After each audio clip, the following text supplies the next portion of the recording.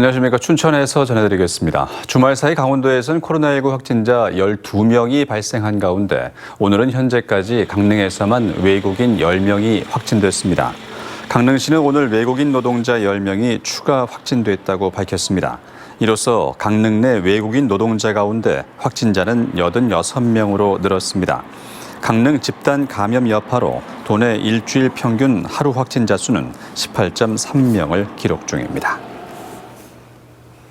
강원경찰청 소속 30대 경찰관이 백신 접종 이후에 일주일여 만에 뇌출혈 진단을 받은 가운데 정부가 백신 인과성이 불충분한 이상 반응 환자에게 의료비를 최대 1,000만 원 지원한다고 밝혔습니다.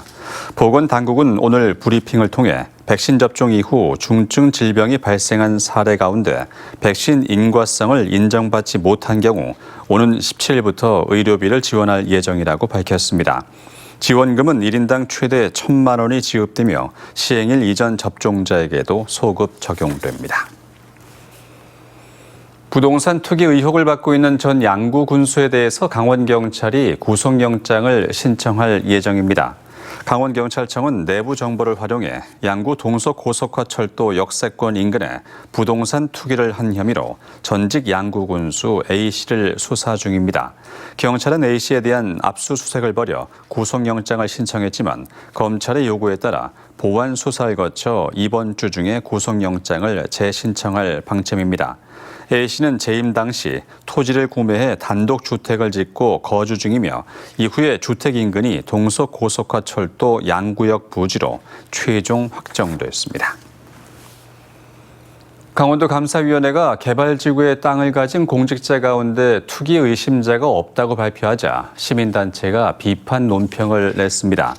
강원평화경제연구소는 도감사위원회 조사 결과 드러난 투기 의심자가 한 명도 없다며 경찰이 공무원 12명을 조사 중인 것과 비교된다고 지적했습니다.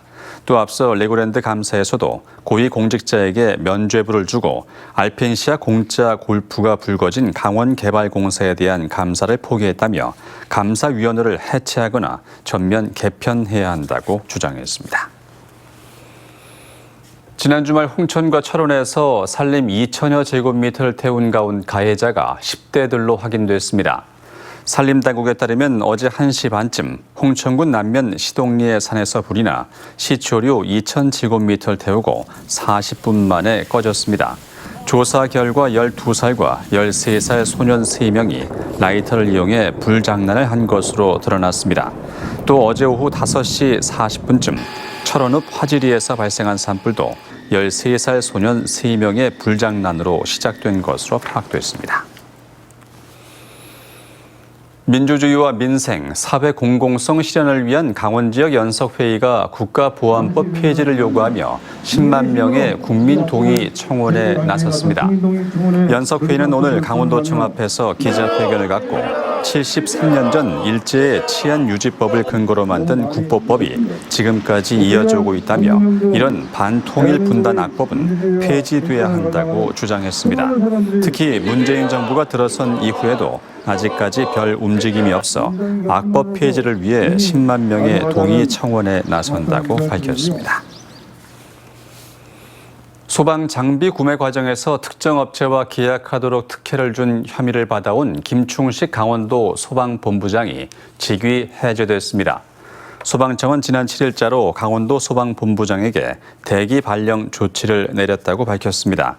김 본부장은 특수구조단에서 사용할 인명구조 수색용 드론 구매 과정에서 특정 업체와 계약을 맺도록 한 혐의를 받고 있습니다.